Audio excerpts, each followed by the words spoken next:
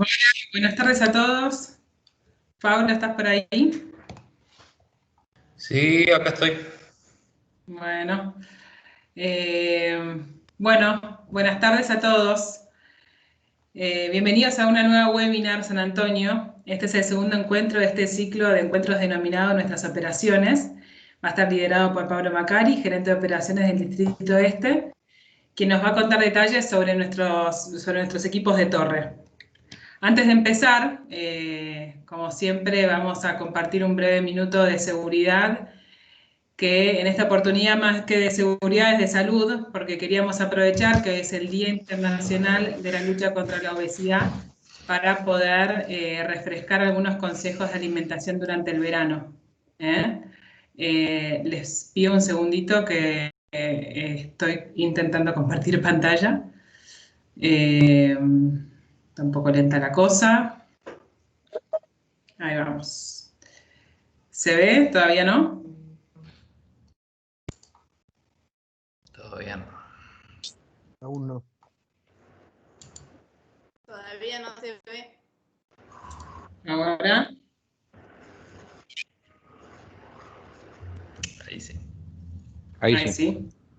Bueno, los consejos de alimentación para el verano que nos acercó el Departamento de Salud Ocupacional de la empresa son tomar al menos 2 litros de agua por día, realizar 5 comidas ligeras por día en lugar de 3 en exceso, evitar la grasa, fiambres, embutidos, salsas, optar por frutas y verduras, ya que sabemos todos los beneficios que estas tienen, y mantener refrigerados todos los alimentos para postergar así los tiempos de descomposición.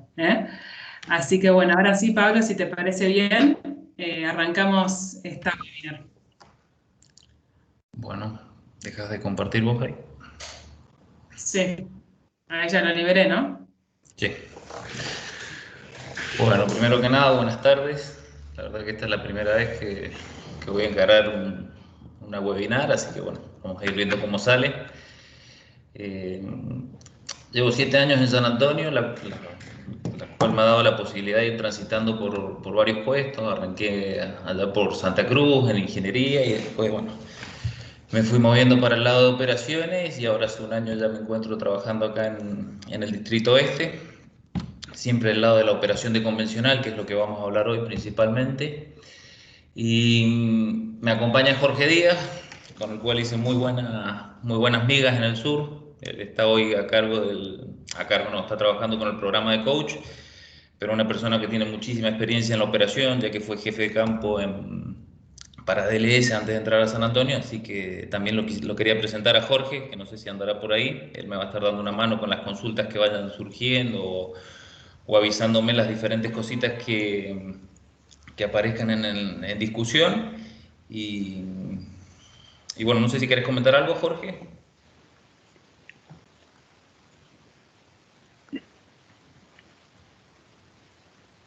Bueno. Sí, No sé Pablo, qué... estoy acá. Bueno, como todos saben, mi nombre es Jorge Díaz, estoy como en el programa de coaching acá en Chubut. Y en este caso, bueno, dándole soporte y acompañarlo a Pablo en su exposición, en su webinar, nada más. Básicamente, para hacer una introducción, antes de poner la presentación, me tocó operaciones RICS y el tema es muy amplio porque hacemos muchas cosas, pero quería abordar operaciones RIC primero desde el lado de quiénes somos como San Antonio hoy, de dónde venimos, y recién ahí pasar a la parte que correspondería un poquito más a lo que es la operación de perforación, workover o pooling. Hoy en día la operación va migrando y evolucionando hacia diferentes conceptos, pero todo lo que ha sido la operación convencional sigue manteniéndose básicamente con los mismos lineamientos. No los mismos estándares, sí los mismos lineamientos. Bueno, operaciones RICS.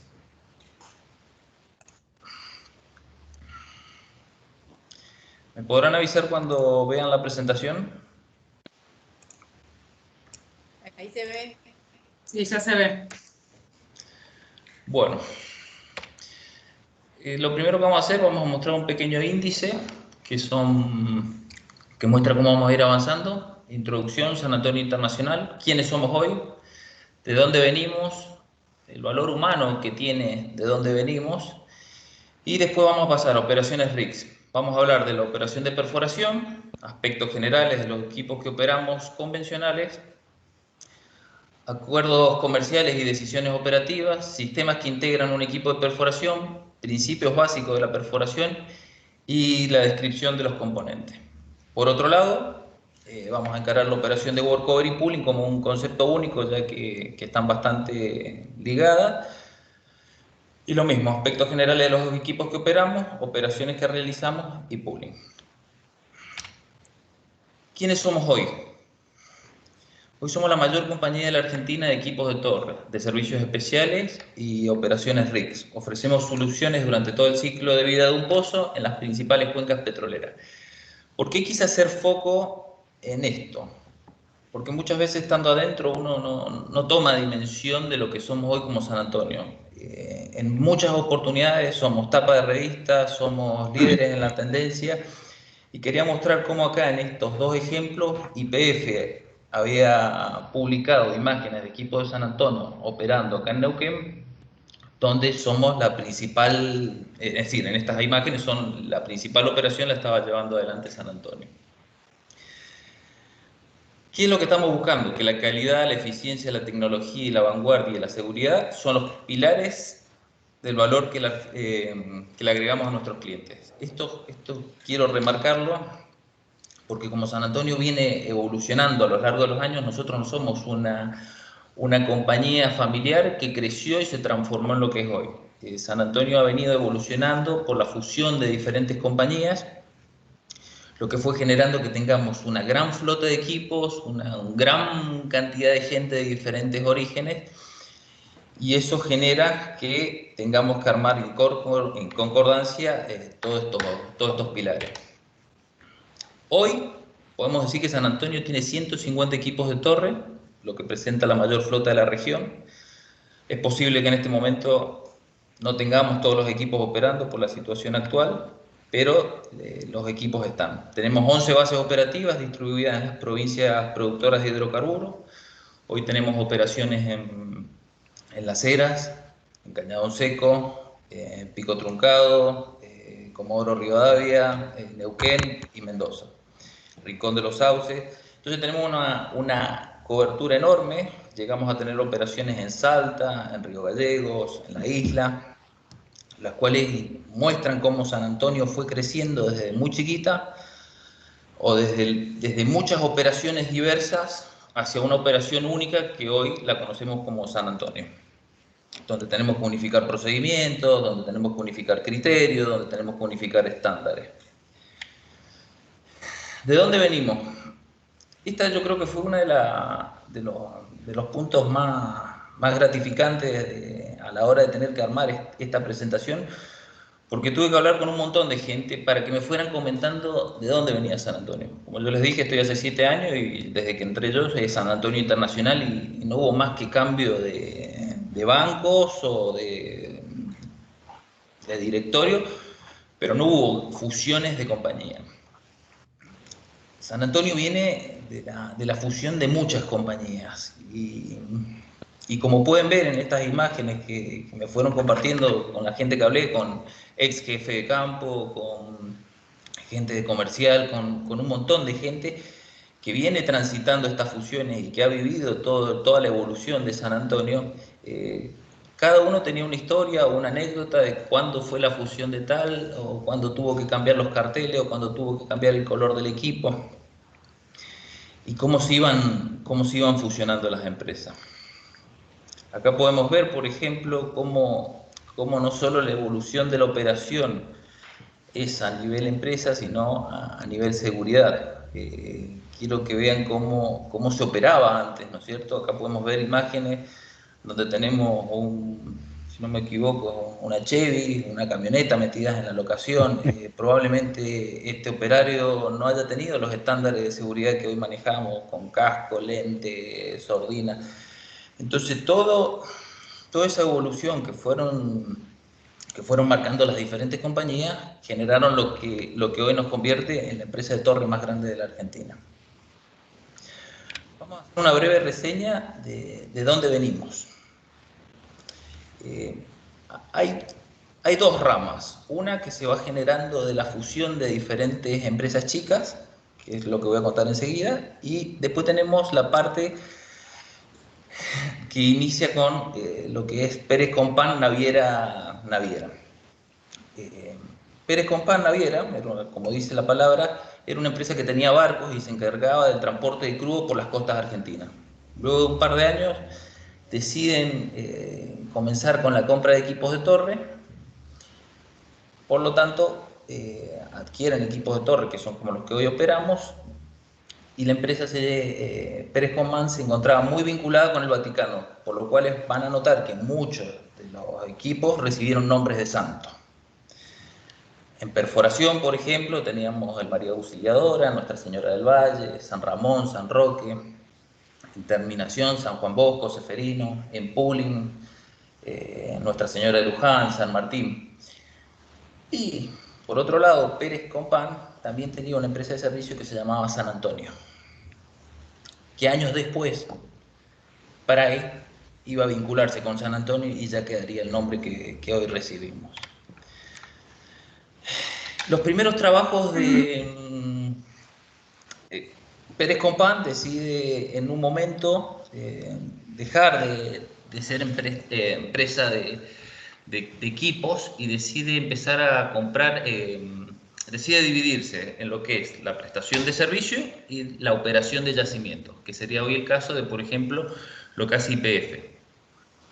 Pérez Compán decide empezar a tener áreas a cargo, pero no quiere operarlas con equipos. Entonces, por eso es que se divide Pérez Compán y adquiere Quitralco, que ya era una empresa de equipos de torre.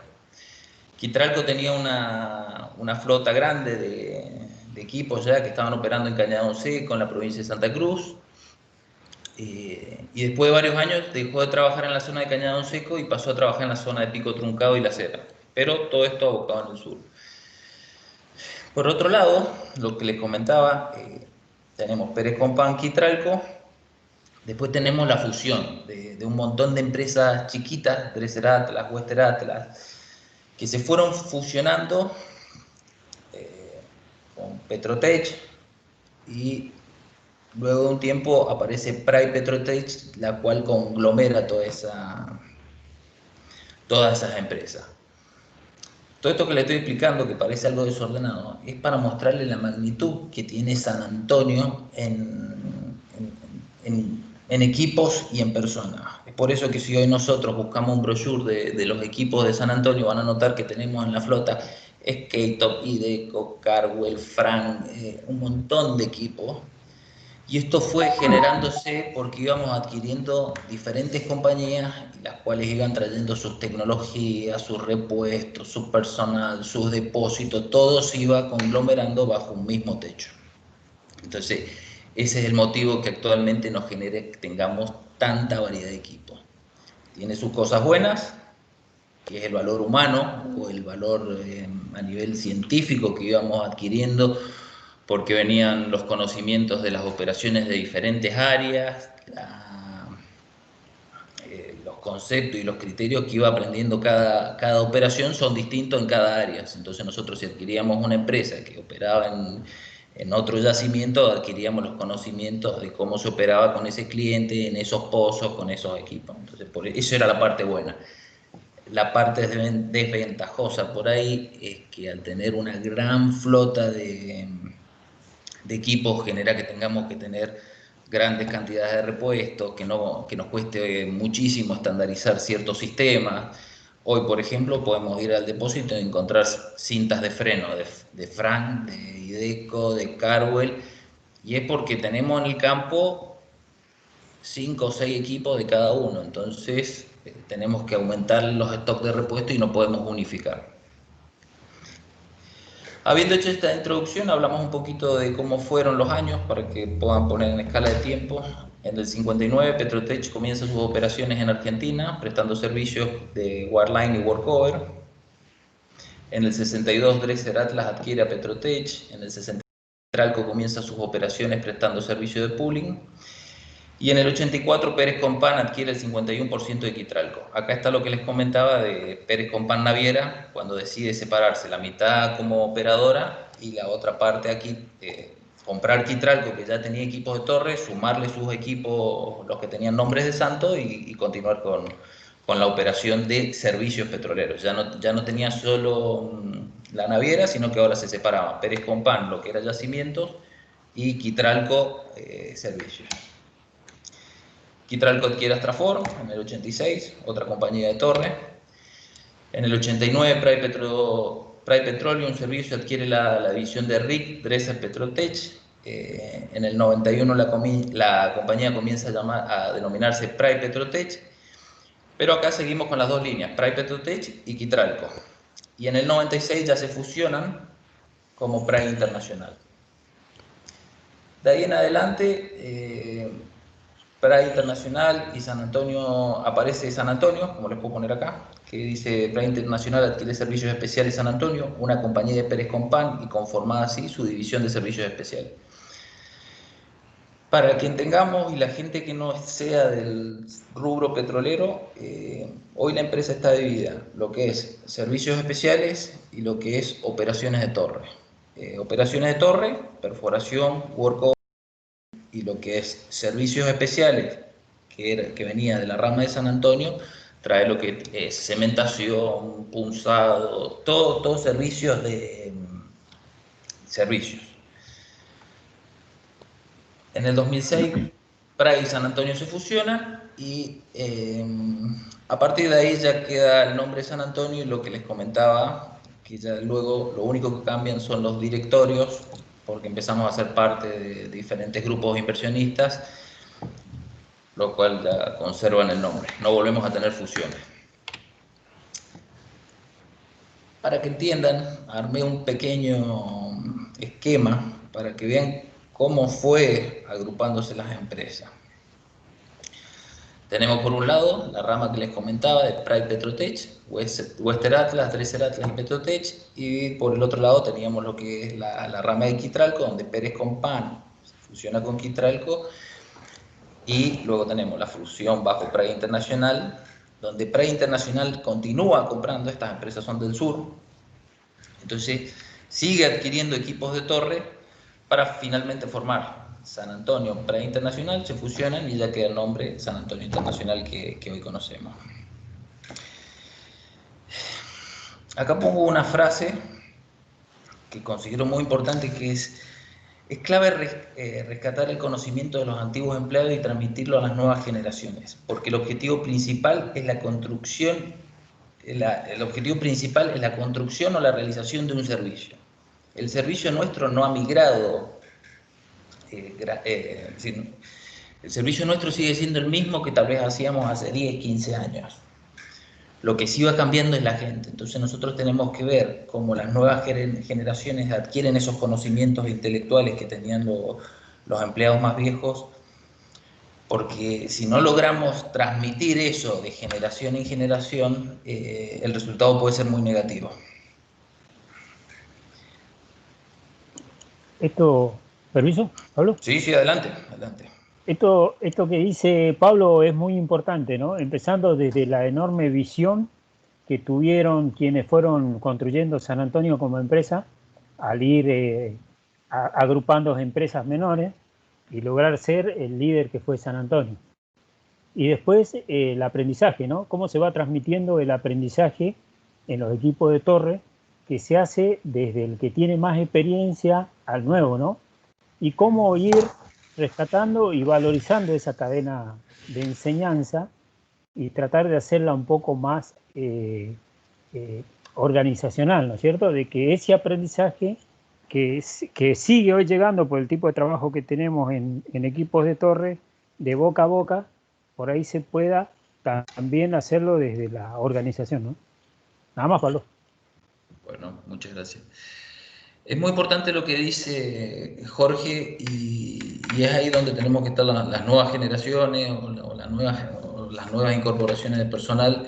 Tenemos que estar atentos a lo que la gente con más años de experiencia sabe, y y a eso darle el valor agregado que le puede dar un técnico o un profesional al rubro. Las cosas se vienen haciendo y se hacen de determinada manera. Es una realidad que la empresa tiene que evolucionar hacia un sistema más, tal vez más práctico, más eficiente, y por eso la incorporación de técnicos o profesionales viene orientada hacia ese rumbo. Pero estas nuevas generaciones no tienen que aprender cuál es la esencia de San Antonio, que es la realización de un servicio. Todas las herramientas que uno pueda traer con la experiencia de los años, o la experiencia de un estudio, o la experiencia de una capacitación, tienen que estar 100% vinculadas a los conocimientos técnicos que se aplican en el campo.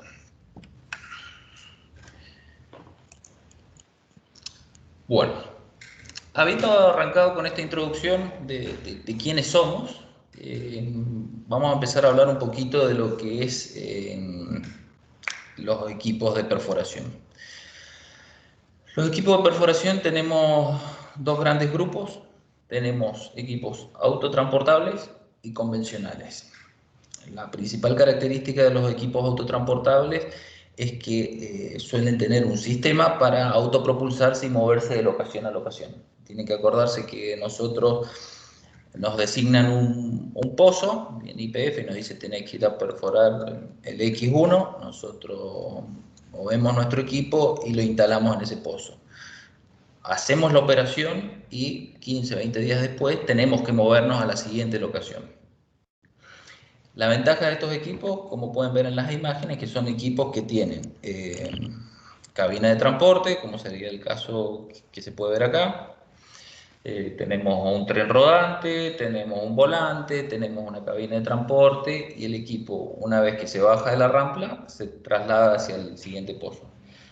Por otro lado, también muchas veces para ir mejorando estos tiempos que les comento entre que nos movemos de una locación a otra, se han fabricado o se han diseñado equipos como este, tipo Fast Move, en donde lo único que hace el camión viene, lo engancha y se lo lleva. Y por otro lado tenemos equipos que no son 100% autotransportables, porque como ven acá el 398 no tiene un volante como una cabina de transporte, sino que tiene que ser enganchado por un tractor y llevárselo hasta la próxima locación. Tiene ventajas, como les dije, los tiempos son muchísimo más rápidos, pero bueno, la desventaja o lo que se sacrifica es un poco la capacidad del equipo, porque no estamos hablando de equipos de más de 900 HP. Si vamos a los equipos convencionales, podemos ver que son equipos muchísimo más grandes y equipos que tienen muchísima más potencia y capacidad de trabajo. Son equipos que pueden ir más profundo, equipos que pueden manipular mayores diámetros, equipos que tienen esas capacidades.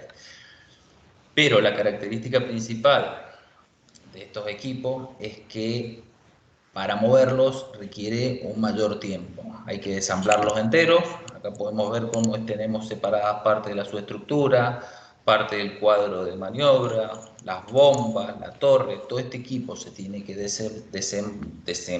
desamblar para ser transportado por partes. Sí. ¿Lo podés compartir como diapositiva? Me están preguntando ahí.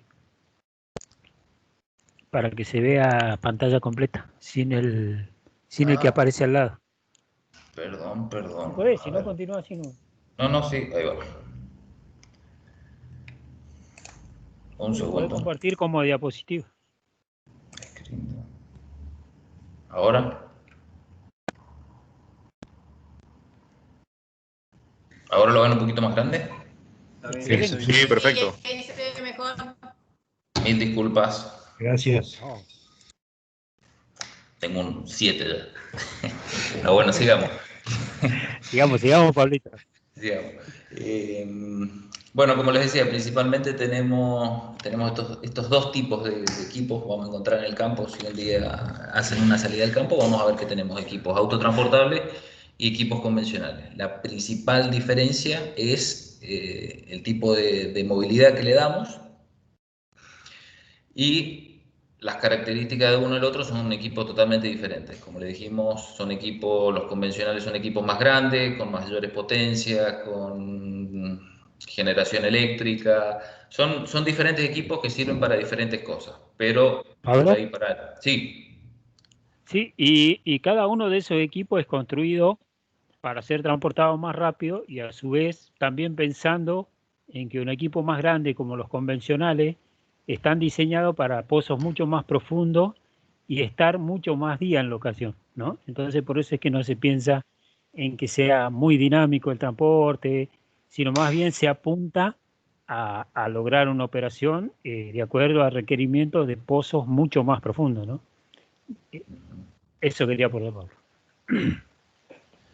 tienen que pensar que a nivel San Antonio el tiempo del DTM es un tiempo improductivo para la operadora y un tiempo improductivo para San Antonio. A lo que a nosotros nos conviene es tener los equipos perforando durante la mayor cantidad de tiempo. Entonces ahí aparece la ecuación que comenta Jorge, de decir, tengo un equipo que mueve rápido, pero tal vez si tengo que hacer un equipo que haga pozos profundos, no. Es una ecuación en donde tengo que poner todas esas variables. El pozo que quiero hacer, la campaña de pozos que quiero hacer, y en esos análisis que hace la operadora es donde se termina definiendo qué tipo de operación vamos a llevar adelante. Sí. Este es un layout de cargas. Acá lo que les quería mostrar es cómo se monta un equipo convencional contra un equipo de autotransportable. Más que nada, más allá del equipamiento, que básicamente es lo mismo, porque la operación de perforación es peso, rotación y lodo y mesa, y los dos esencialmente hacen lo mismo. Quiero mostrarle cómo un equipo de mayor capacidad tiene una locación muchísimo más grande, lo cual también implica un costo de inversión muchísimo más grande para la operadora, a un equipo autotransportable como es el 383, que es un equipo muchísimo más compacto y reducido. Quiero comentarles que este puntito que vemos acá, donde vamos a perforar, no lo define San Antonio. Para llegar a que nos digan en ese punto vamos a estar perforando, hay un análisis enorme que hacen las operadoras. Las operadoras son los dueños de las tierras, o son los que están encargados de explotar esas tierras, y ellos tienen que hacer análisis con sísmica, con los superficiarios. Hay un montón de gente laburando para las operadoras para lograr decir en ese punto vamos a realizar el pozo. Por lo general las operadoras tienen presupuestos y deciden invertir en ciertas zonas, y es ahí hacia donde avanza el proyecto de perforación de un determinado yacimiento. A partir de ahí se determinan las características de los pozos que quieren construir, y recién ahí salen los pliegos licitatorios en donde nosotros participamos.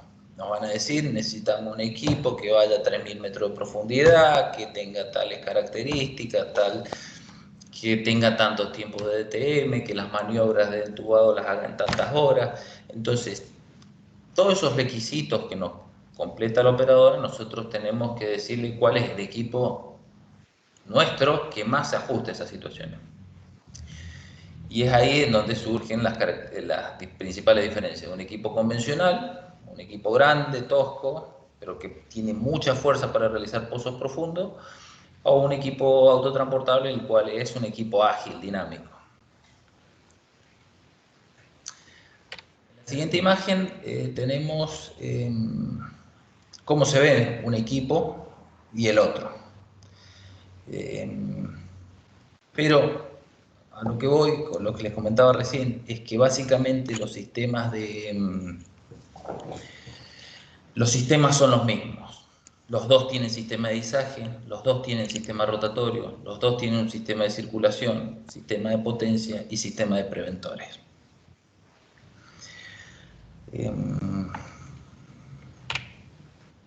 Sí, ahí cambió. Vamos a hablar de los principios básicos de la perforación. El proceso de perforación consiste en hacer un agujero mediante la rotación de la sarta de perforación y la aplicación de una fuerza de empuje en el fondo utilizando un trépano. Este es un esquema del equipo. Nosotros acá tenemos nuestra sarta de perforación y, como dijimos, tenemos que generar una fuerza de rotación y un peso de empuje para poder generar el pozo que estamos fabricando. La combinación de la rotación y el empuje sobre la formación genera que se desprendan recortes, los cuales son removidos mediante la inyección de un fluido. Durante la perforación, nosotros vamos a estar inyectando a través de las bombas, líneas rígidas, un stand pipe, un manguerote, una cabeza de inyección, vamos a estar inyectando un fluido hacia el pozo. Un fluido que tiene ciertas características y cierta ingeniería. El principal objetivo del fluido en este momento es levantar los recortes, es decir, el trépano, a medida que va cortando las diferentes formaciones, va generando un recorte, el cual lo tenemos que ir sacando del pozo. La forma es inyectando este fluido y trayéndolo a superficie a la zona de piletas. El fluido que se inyecta por el interior de la tubería regresa a la superficie por el espacio anular que se va dejando en la perforación. Espacio anular se le llama todo el espacio que queda a los costados de la cañería que estamos introduciendo al pozo, que es lo que estoy mostrando acá con rojo. Cuando el fluido llega a superficie, se le separan los recortes en la zona de zarande y el desgasificador y el desilter para luego reiniciar un nuevo ciclo.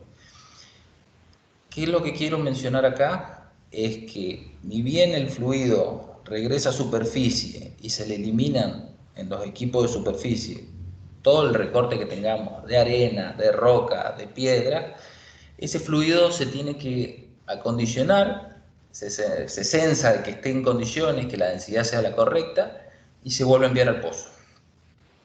El objetivo final es que se obtenga un pozo con las mejores condiciones técnicas al menor costo posible. Este es un comentario que quería dejar en claro que lo que mejor nos sale a nosotros es ser eficientes y por eso es que tenemos que trabajar en la eficiencia de los equipos, no tener NPT y en que ninguno de estos equipamientos, que son responsabilidad nuestra, que funcionen, fallen. La herramienta... Pablo, Sí.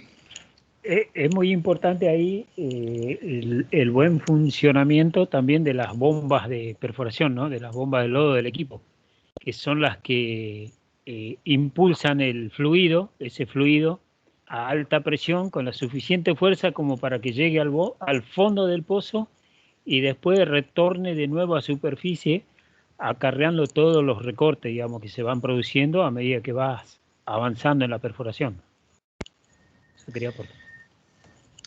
Yo, como comentario también, quiero mostrarles en esta imagen que todos estos equipamientos que ven acá son operados y manipulados por San Antonio.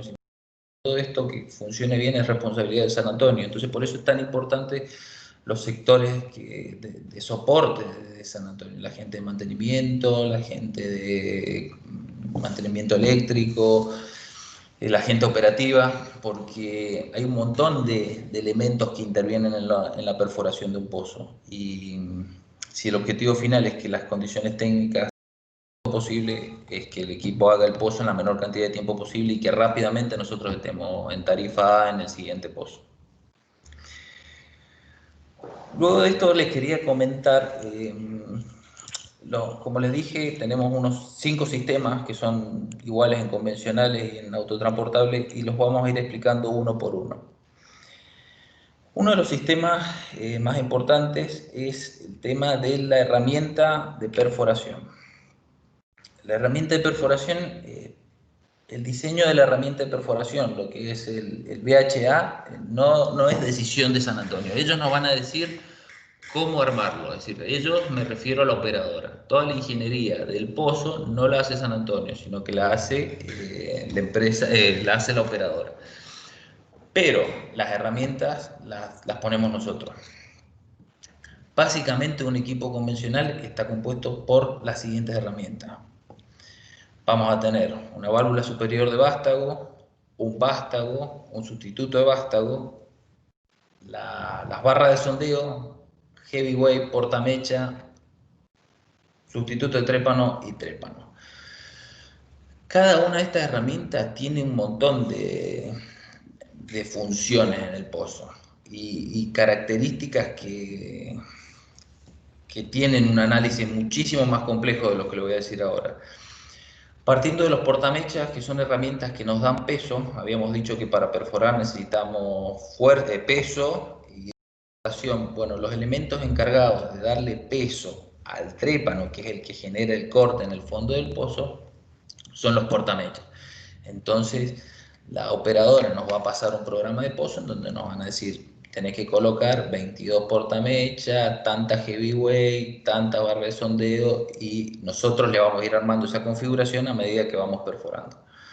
Luego tenemos la heavyweight, que básicamente es un elemento de transición entre el portamecha y la barra de sondeo.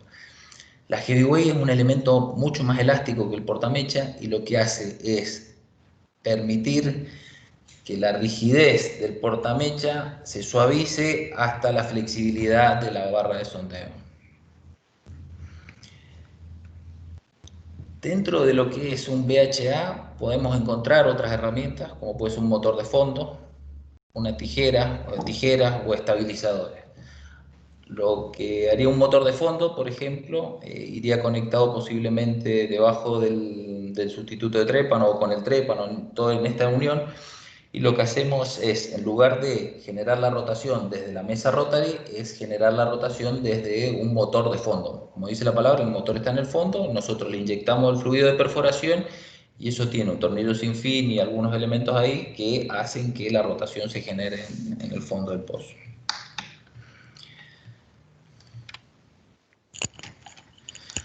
Continuando con una de las grandes ventajas de utilizar motor de fondo es que se minimizan las RPM de toda la herramienta, de todo el sondeo, ¿no? Porque las RPM se producen en el sustituto que tiene el motor de fondo y que es de acuerdo al caudal que está bombeando la bomba, ¿no es cierto? La mayoría de los motores andan en 0,29 RPM por galón bombeado, ¿no? Esa es la relación, digamos. Cuanto más alto es el caudal de bombeo, más vuelta tenés en el fondo del pozo, sin someter a rotación y a desgaste a toda la herramienta que está introducida en el pozo. Siga, compañero. Cuando tenemos que hablar de sistemas de izaje, es un sistema sumamente crítico porque nosotros estamos constantemente moviendo elementos muy pesados y tenemos gente trabajando en las bocas de pozo. Por eso es considerado todo lo que es sistema de izaje como crítico y requiere una atención particular. Básicamente está compuesto por el aparejo, el bloque o corona, bloque viajero, gancho, elevador, cable y ancla. Lo que respecta al aparejo, lo que tenemos acá, drilling hook, es de donde vamos a agarrar todas las herramientas nuestras. Todos los accesorios que necesitamos poner para mover herramientas se agarran ahí. Bloque o corona, ustedes lo van a distinguir cuando vayan a un equipo porque es lo que está pintado de rojo en la parte superior de los mástiles. No es más que nada un conjunto de poleas, las cuales tienen la posibilidad de girar. Y el bloque viajero tiene las poleas que acompañan ese conjunto para generar para que la carga final sobre el cable sea menor. Por otro lado tenemos el ancla. El ancla es el punto muerto, es decir, el punto donde nosotros sujetamos la tensión del cable en el chasis del equipo o en la estructura madre, y este equipo tiene la característica de poder censar el peso que estamos moviendo. Para un maquinista o para una persona que está en la máquina operando, el peso lo dice todo. ¿Por qué les digo esto? Porque en toda operación que lleva adelante San Antonio tenemos el Martin Decker. El Martin Decker es un reloj que indica peso, básicamente, y todas las maniobras se comandan en función del peso de herramienta que tenemos. Entonces, por eso es que es muy importante que estos instrumentos estén en condiciones, porque siempre vamos a querer saber qué peso de herramienta tenemos para saber dónde estamos parados. El siguiente elemento que habíamos comentado, que era de suma importancia, es el sistema de rotación. Como habíamos dicho, para perforar necesitamos peso y rotación de la sarta. En los equipos convencionales es muy habitual que rotemos con vástago y con una mesa rotary. Este es un equipo que está montado en la subestructura, que tiene la característica de tener un cuadrante, como pueden ver acá. Podemos tener una alimentación eléctrica o una alimentación mecánica y no hacen ni más ni menos que generar una rotación que se transmite al cuadrante y que se transmite al vástago de rotación. Por debajo del vástago de rotación nosotros ya vamos a tener las barras de sondeo que necesitemos para llegar hasta el fondo, la heavyweight, el trépano, el sustituto de trépano y el trépano que van a estar generando el corte. Por otro lado aparece la cabeza de inyección, que la cabeza de inyección no es ni más ni menos que un elemento que permite la rotación y la inyección de un fluido por el interior.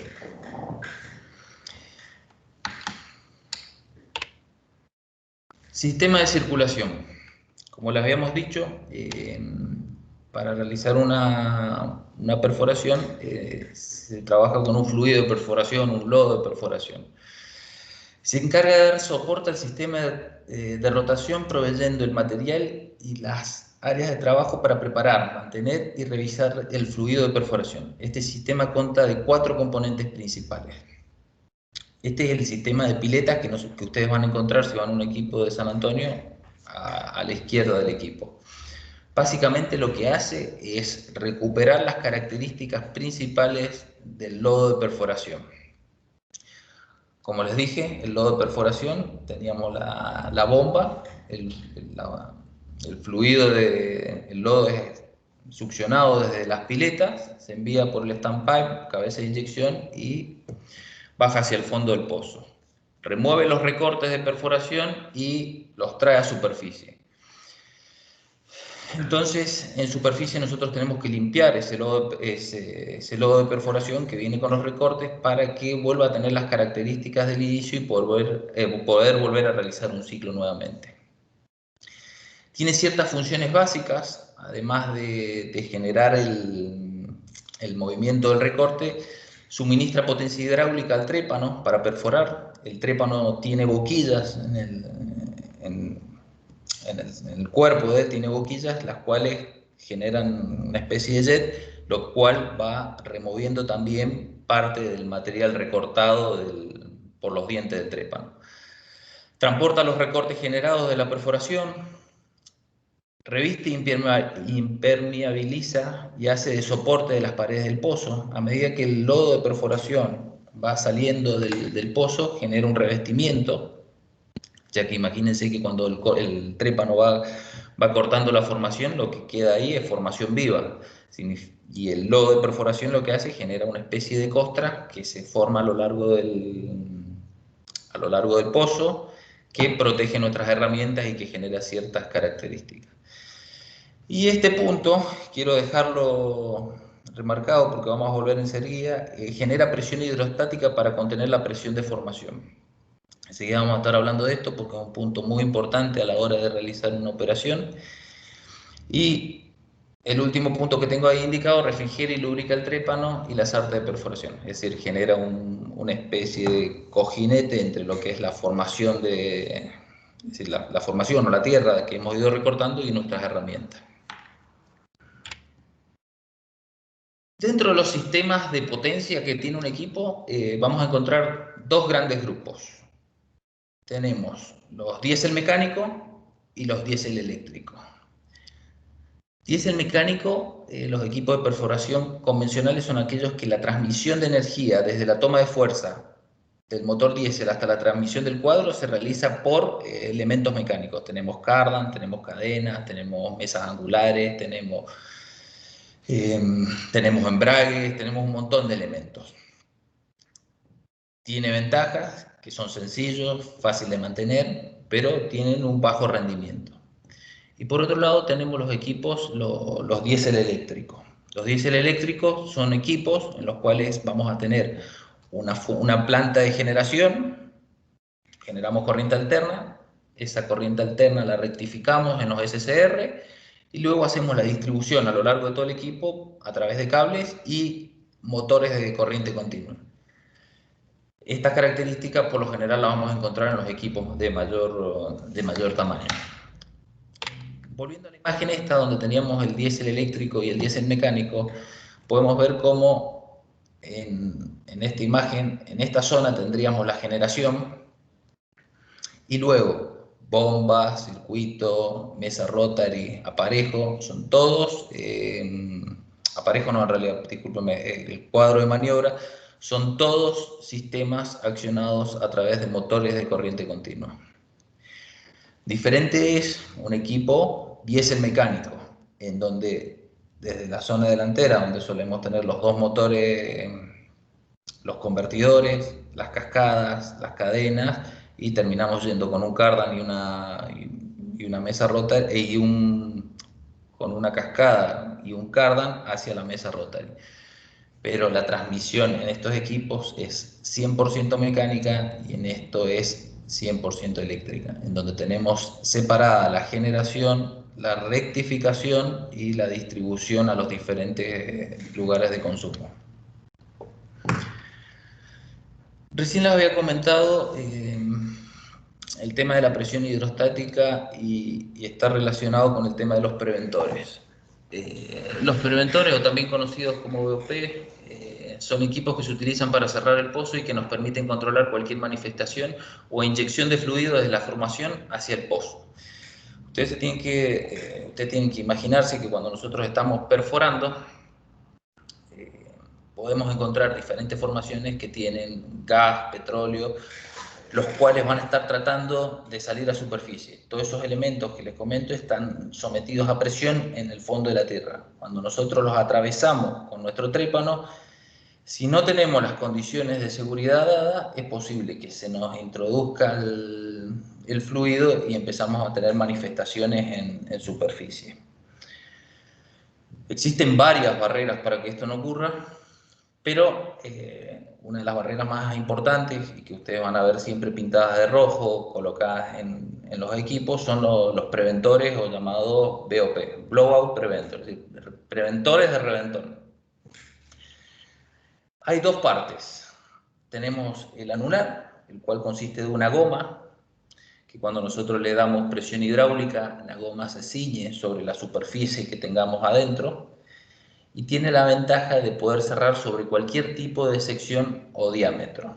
Significa que, como yo les comentaba, si estamos perforando con un vástago y el vástago es de sección cuadrada y de repente nosotros tenemos que cerrar la BOP por una emergencia, lo que vamos a tener que cerrar es el anular, porque tiene la característica de poder ceñirse sobre cualquier tipo de superficie. Hay ciertas limitaciones en diámetro y en secciones, pero básicamente sobre una superficie cuadrada podríamos realizar un corte. De hecho, se han hecho pruebas de una BOP anular sobre un caño con un capilar y el resultado fue positivo, es decir, la BOP hermetizó. Por otro lado, tenemos los preventores o esclusas. Dentro de los preventores o esclusas no es ni más ni menos que una válvula, un cierre. Todos estos dispositivos están comandados hidráulicamente y tenemos cierres totales, cierres parciales, tenemos cierres variables, tenemos cierres de corte. Hay una gran variedad de elementos utilizados como preventores.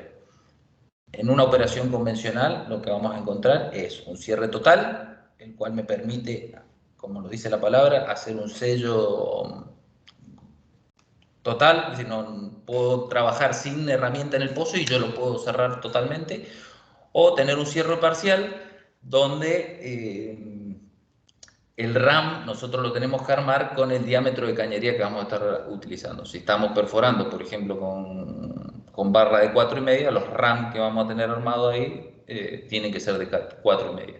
Y por otro lado, les comentaba algunos casos menos comunes, RAM variables, los cuales tienen una geometría que permiten cerrarse sobre diámetros de 4,5, 5 y tal vez, no sé, 6, y nos dan ese margen de rango. Y por otro lado tenemos los RAM de corte, que es una herramienta que cuando nosotros cerramos, cortamos la instalación que tengamos ahí, que estemos bajando. En un equipo de perforación, la BOP va a quedar montada después de que se perfora la guía. La guía es una cañería, nosotros llegamos, montamos nuestro equipo y ahí iniciamos la perforación. La guía suele tener diferentes profundidades, es un dato que nos pasa la operadora, puede ir de 200 a 400 metros, dependiendo las napas de agua que tengamos que impermeabilizar. Entonces es un dato que nos lo va a pasar la operadora. Ni bien nosotros montamos, dejamos asegurada la cañería guía, nosotros tenemos que montar nuestra BOP. Acá pueden ver cómo la BOP queda montada en el espacio de la bodega que tenemos ahí. ¿Por qué es importante esta etapa de dejar bien montada y probada la BOP? Porque una vez que nosotros pasemos la guía, nos vamos a encontrar que ya estamos atravesando diferentes formaciones. Entonces, es responsabilidad nuestra, de San Antonio, asegurarnos de que la BOP funciona y que los elementos están operativos. Esta etapa se hacen pruebas de presión, nosotros acá llegamos, montamos la BOP y vamos a estar revisando todos los sistemas, se revisa la anular, se revisa los RAM parciales, la total, se revisan los tiempos de carga del acumulador. Este dispositivo, la BOP, es un dispositivo hidráulico. Ustedes van a encontrar que tenemos los acumuladores de presión. Los acumuladores de presión no son ni más ni menos que varios botellones que tienen la capacidad de contener presión hidráulica para que en el momento de una manifestación o de una urgencia nosotros rápidamente podamos accionarla y controlar el pozo. ¿Por qué es importante lo que les decía, que esto quede probado? Porque una vez que nosotros ya abandonamos la guía, nos vamos a encontrar atravesando las diferentes formaciones. Acá vuelvo a lo que les decía de la importancia del fluido y la presión hidrostática. La presión hidrostática no es ni más ni menos que como cuando nos metemos a la pileta y sentimos que nos duelen los oídos. Bueno, eso es la presión hidrostática. Mientras más tengamos mayor columna de presión hidrostática por encima de una formación que tiene presión, nosotros la vamos a contener allá abajo. Nosotros vamos a poder seguir trabajando con el pozo quieto. Pero ¿qué pasa si el fluido de perforación empieza a perder densidad? O si de repente se nos hizo una caverna acá y perdimos todo el fluido de perforación. O si de repente nos olvidamos de llenar el pozo y estábamos sacando y el pozo se nos empezó a vaciar. Todos esos fenómenos pueden llegar a generar que nosotros tengamos un influjo de gas y petróleo dentro del pozo. Y esto puede ser una situación que si la BOP no nos anda, nos genere un accidente muy grave y que la verdad que nadie quiere tener un descontrol de pozo. Estos son casos de descontroles de pozos en donde por algún motivo, como les digo, no se tuvieron los recaudos necesarios y el riesgo es el siguiente. Nosotros cuando ya perdemos la columna hidrostática que nos la escupió el pozo, hablando mal, empezamos a tener una surgencia de gas. Y si el pozo está abierto, el gas empieza a traer piedras del fondo y esas piedras empiezan a chocar contra la estructura hasta un momento en que genera una chispa. Bueno, ese es el momento en el cual nosotros perdemos el equipo de perforación. Entonces... ¿Pablo? Sí. ¿Pablo? Permiso. Sí, Es muy importante entender la relación BOP y fluido, ¿no?, que se utiliza para perforar. La BOP es una válvula que vamos a cerrar y vamos a evitar eso que se ve ahí, que la llama, que el chorro de fluido choque contra las instalaciones y corra riesgo de prenderse fuego. Pero el que hace toda la acción de controlar el pozo es el lodo, ¿no? Nosotros podemos cerrar la BOP, pero no nos vamos a ir a dormir porque hayamos cerrado la BOP. Enseguida hay que intervenir y trabajar en el fluido para evitar que pase esto, ¿no? Porque si yo cierro la BOP y no trabajo enseguida en el fluido para controlar el pozo, esa presión de fondo de pozo se viene a la superficie. Y ahí es ya cuando la BOP, incluso por más bien que funcione, puede pasar que no resista la presión que se vino desde el fondo pozo, ¿no?, porque se extrapolan las presiones. Ese era mi aporte, Pablito. Es un tema bastante crítico y muchas veces como la presión no se ve, por ahí se subestiman ciertas maniobras, entonces por eso es que hay que estar constantemente atento a las maniobras que estamos haciendo, a tener el pozo completo, a tener los equipamientos de control en condiciones para evitar estos accidentes. Como les digo, es una de las peores cosas que podemos tener, un descontrol de pozo, y por eso es que se hace mucho hincapié en los cuidados que tenemos que tener acá. Y por ahí, como esto me lo decía siempre un jefe de equipo que era amigo mío, tenemos que tener cuidado con... No hay que jugar con las bolas de los dinosaurios, porque podemos tener algunos problemas. Bueno, habiendo terminado esta etapa, vamos a hacer una breve introducción a lo que es workover y pulling.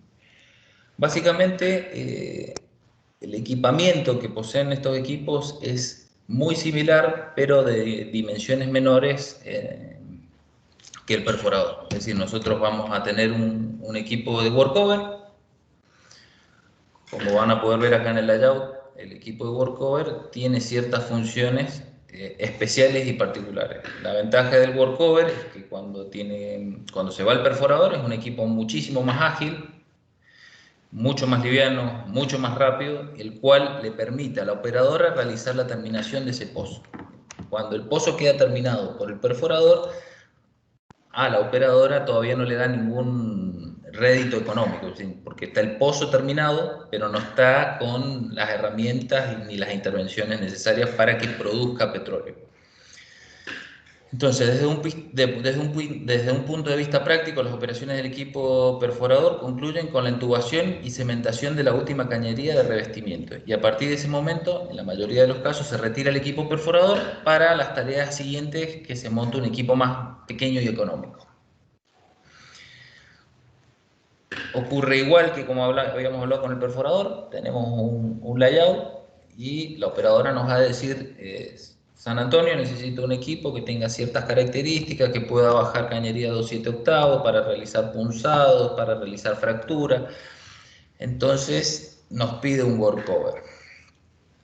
Como les dije, el workover, como pueden ver acá en la imagen, es un equipo que tiene prácticamente los mismos componentes que un perforador, pero a mucha menor escala. Tenemos nuestro aparejo, donde tenemos nuestro bloque viajero, tenemos nuestra subestructura, donde hay una mesa rotary, tenemos una transmisión, tenemos cañería. Como pueden ver acá ustedes, la cañería en el peine es la cañería de maniobra, es decir, con esta cañería vamos a estar bajando y subiendo herramientas que la operadora nos pida, y todo esto se realiza con el workover. Si bien los equipos que hacen la terminación son también destinados a tareas de reparación de pozos, acá lo que quiero que entiendan es que un workover puede hacer o una terminación o una reparación. Así que no siempre un workover va a ir detrás de un perforador realizando las terminaciones, sino que también podemos tener algún workover que tenga que ir a hacer algunas reparaciones, o un cambio de cañería, una reparación de un casing, una cementación, un repunzado de una formación, el cegar una formación que me está aportando agua. Hay muchas tareas que pueden ser consideradas como reparación, y para esas tareas es que nosotros vamos con un workover. Terminación y completación.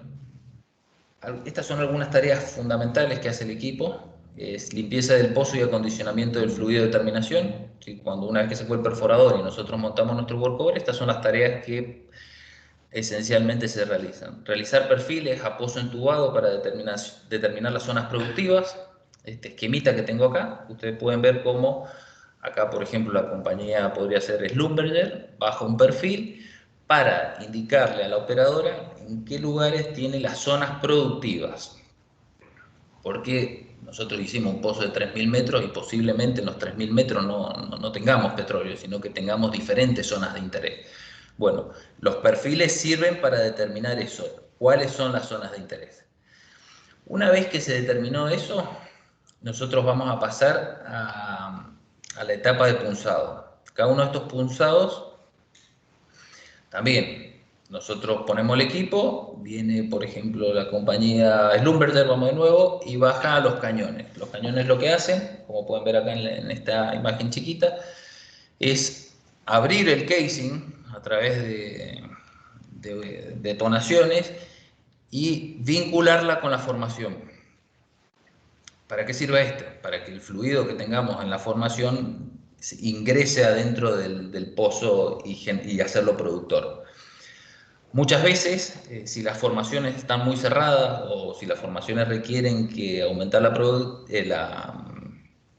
productividad, es que se hacen acidificaciones y fracturas hidráulicas.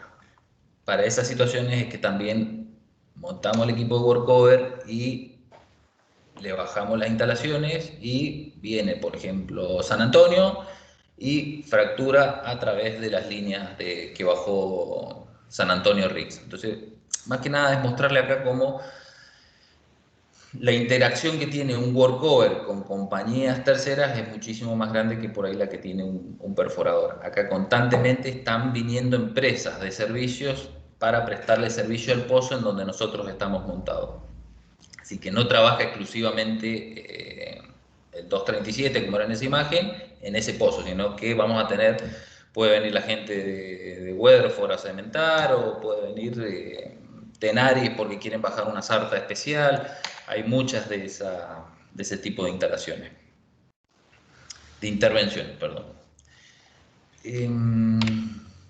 Por otro lado, completaciones y reparaciones, lo que les comentaba.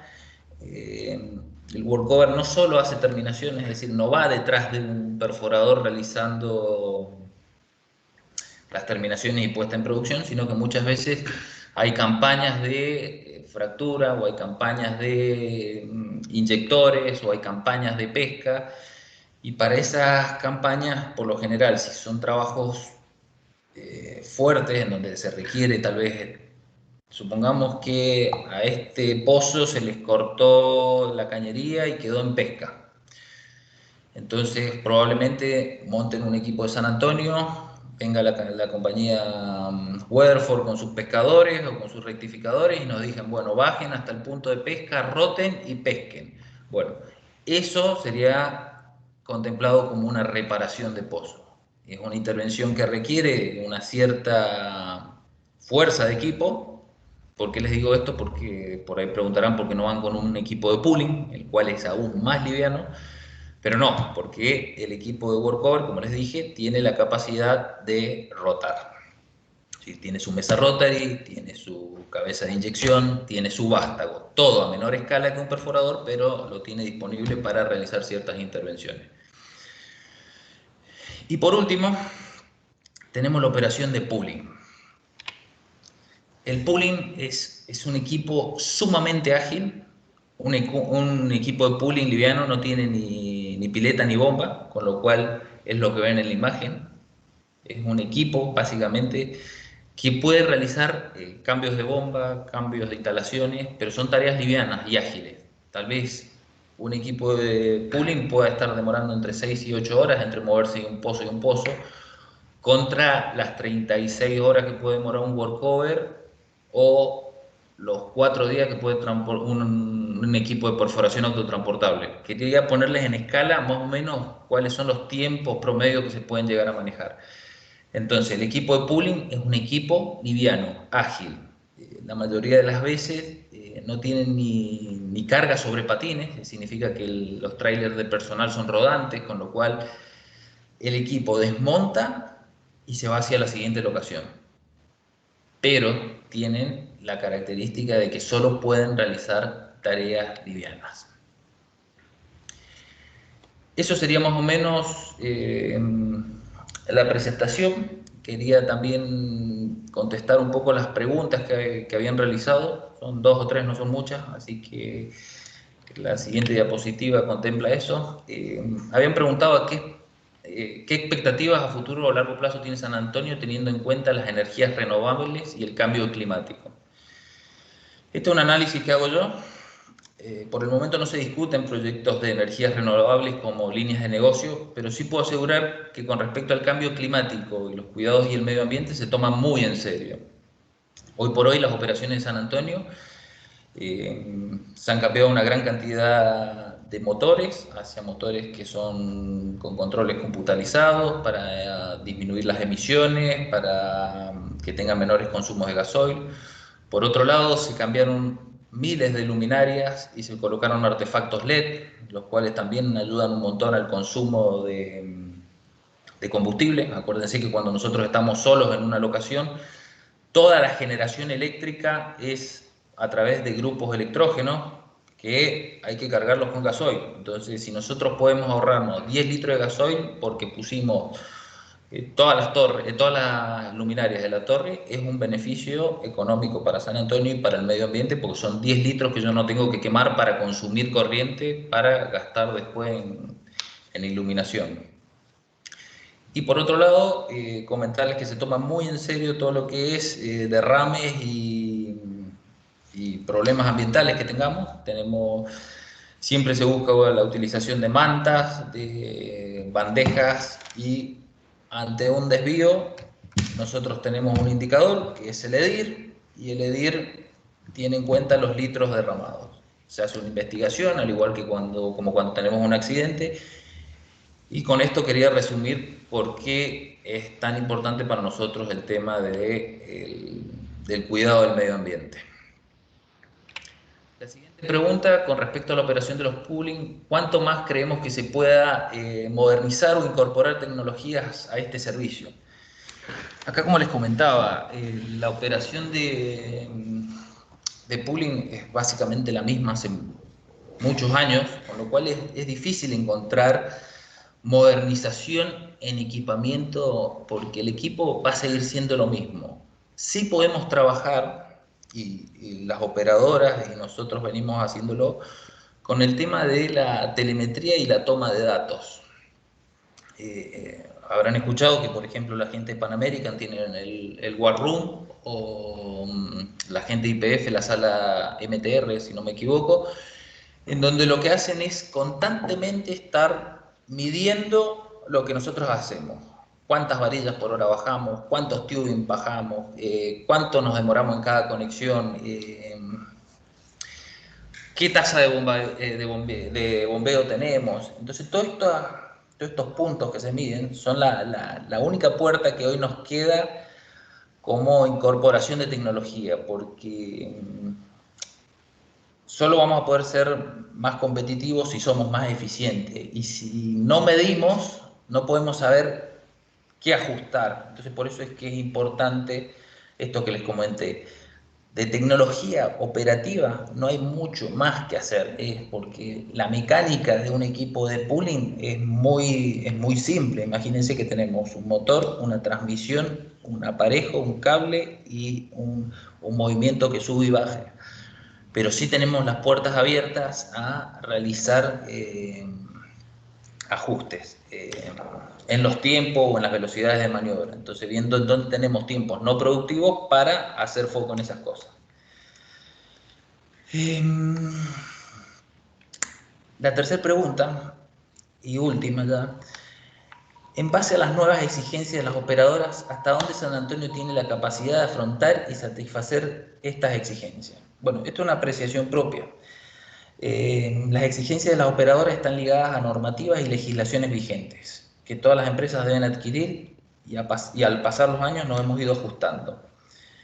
No es la misma San Antonio cuando entré yo, hace 7 años, que la que hoy tenemos, porque constantemente se va levantando la vara, pero tampoco es la misma empresa de operadora la misma. Es decir, YPF también, todas las empresas operadoras han ido evolucionando y van levantando sus estándares, pero siempre y cuando lo hagamos en conjunto, para mí no hay límite. Es decir, vamos a poder seguir mejorando profesionalmente, porque siempre vamos a tener que, como empresa de servicio, estar sujetos a las normativas y legislaciones. Significa que nunca vamos a poder estar haciendo algo por fuera de lo que indica API, por ejemplo. Si a mí me dicen que yo tengo que inspeccionar cada 6 meses, y a partir del año que viene la API me dice que es cada 3 meses, sí o sí, si yo quiero mantenerme en el rubro petrolero, me voy a tener que ajustar. Bueno, estas normas involucran a todos. Entonces, por eso cuando me dicen que las nuevas exigencias de la operadora, en realidad las nuevas no son exigencias de la operadora específicamente, son exigencias para todos, en donde nos tenemos que ir ajustando y ir avanzando. Así que por mi lado, básicamente eso es lo que les tenía que comentar. Les agradezco que hayan la participación. Así que...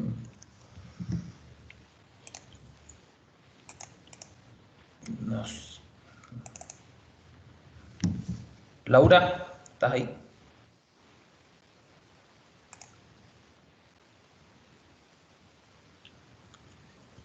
No sé si tienen alguna duda, algo que quieran que discutamos, que charlemos. Rodolfo, ¿cómo andás? Rodolfo. Bien. Bueno, Juanito, me alegro mucho de la exposición. Este joven que nos reemplaza a los más viejos, que siempre nos va a hablar, así que está bueno. Bueno, para los que no me conocen, soy Rodolfo Martini, gerente de distrito del Oeste.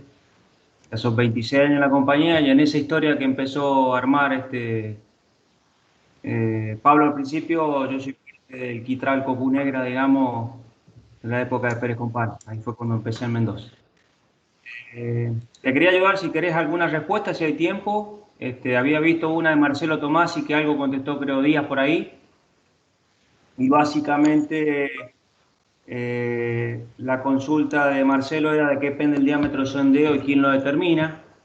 A ver, básicamente, vamos a la final. La determinación es parte de la ingeniería de perforación que te la indica el operador y parte del contrato, digamos, que también en el contrato siempre dice queremos un equipo de tales características con tal sondeo, ¿ok? Ahora, depende de varios factores el sondeo, digamos, ¿no?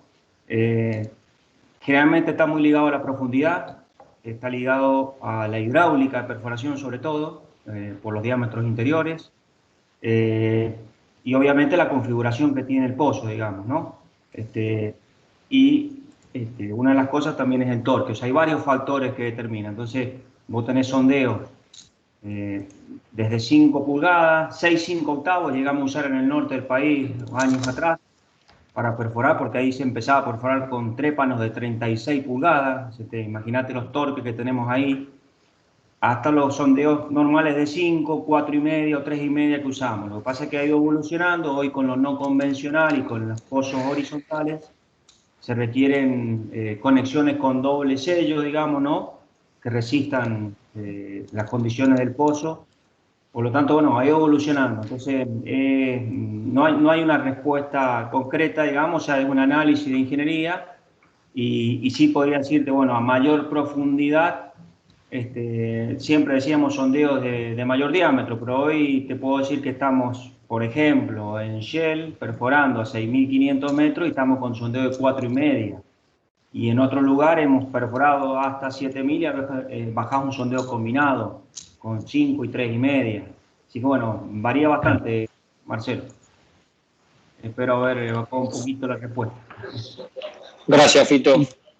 Y también la característica del sondeo, ¿no? El grado de acero y otras cositas, ¿no? Resistencia a la rosca, De todo. a las tensiones, a las tracciones. Sí. Puede comentar, había una consulta de coil tubing, creo. Puede estar más al tanto vos que nosotros en equipo de ese tema.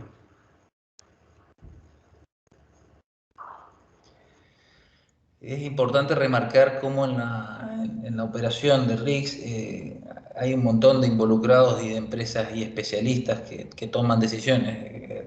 Y bueno, y en eso nos tenemos que basar muchas veces en la experiencia que tienen otras compañías o las mismas empresas de servicios que prestan servicios dentro de la operación de RIGS. Así que yo la verdad que muy agradecido siempre de San Antonio y del aporte que siempre me hacen.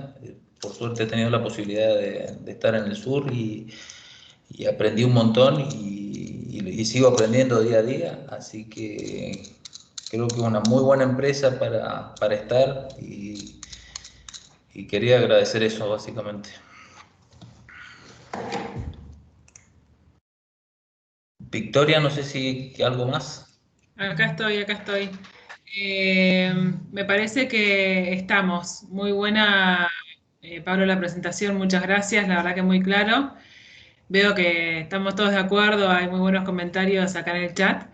Les dejé de todas maneras un formulario de evaluación que les agradecería a todos que la contesten porque siempre nos permite evaluar y seguir mejorando, ¿no? Así que, bueno, de nuevo muchas gracias y no sé si hay alguna consulta más, si no ya podríamos cerrar. Mamá. Me parece que ya estamos.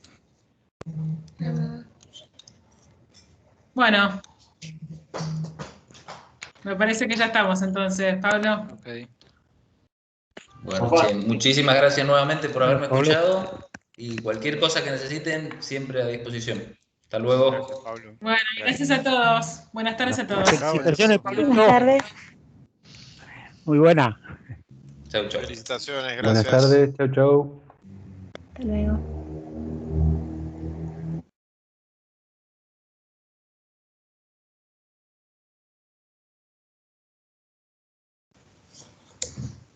Saludos, Pablo. Felicitaciones. Muy buena presentación. Chau, chau.